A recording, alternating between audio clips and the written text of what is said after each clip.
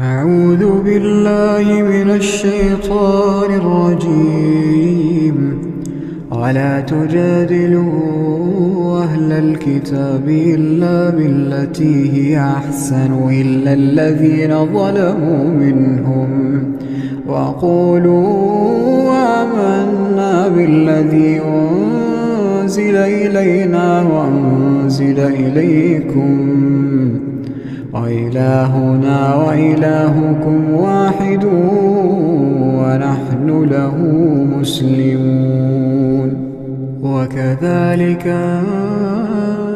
أنزلنا إليك الكتاب فالذين آتيناهم الكتاب يؤمنون به ومن هؤلاء